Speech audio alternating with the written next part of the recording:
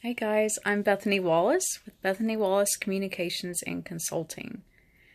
I wanted to tell you about a few ways you can recognize if people who work for you or people who may be looking to you as a leader, even if your title doesn't indicate that you're a boss or supervisor or leader in the workplace. And oftentimes these people who look to us as leaders are looking for a mentor, whether that's a career mentor or a mentor in the workplace. So these are three pretty intimate ways that people will disclose or open up if they trust you. And remember, trust is often linked to or indicative of someone considering you a true leader, and not just a manager, not just a supervisor, but a true leader. Trust and leadership are very closely linked. So, because someone will not usually trust you if they don't respect you. So the first is sharing fear. And also with that, I think that that's common. Like we usually recognize if someone's opening up to us about their fears, then we understand that they probably trust us, because unless the person has some deep-seated boundary issues, they're not going to just randomly open up about their deepest fears to just anyone.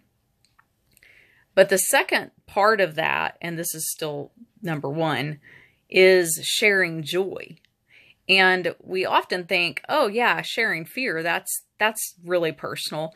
But sharing joy is often something that people hold even closer than fear. So look for those two things. Then the second indicator is asking for help.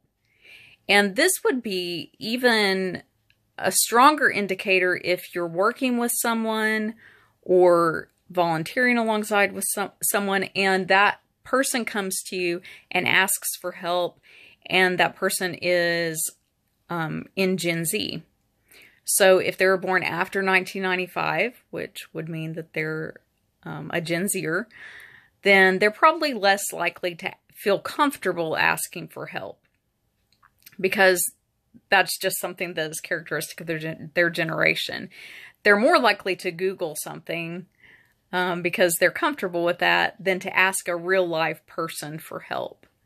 That's just a little uncomfortable. They're not used to doing that. They're used to relying on technology instead for all the answers that they need. They're more comfortable going to people they know very well personally. So talking to their parents and asking their parents for help might feel comfortable, but just going up to someone at work or asking a staff member at, let's say, the library, if they could help them find a book or something like that, is way out of their comfort zone. So if you have built trust and respect and they feel comfortable coming to you, then that's really a positive sign that they view you as a leader. And then the third indicator that you've maybe reached true leader status in this person's eyes is if they're acting on your advice. Now, notice that I said acting on your advice and not just asking for your advice. It's great if they're asking for your help, but then that next step of acting on your advice is huge. So I tell you these three things because it can be helpful to know which people truly view you as a leader, because those are people that you probably want to include on future projects. You want people who are on your side and who already support you without you having to garner their support.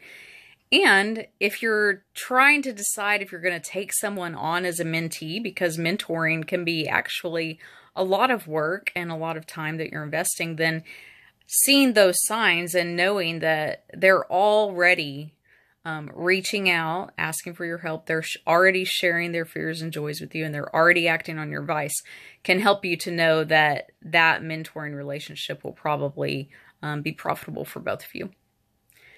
If you need more help with workplace relationships or with understanding how mentoring works, you're welcome to reach out to me at bethanywallacecode.com.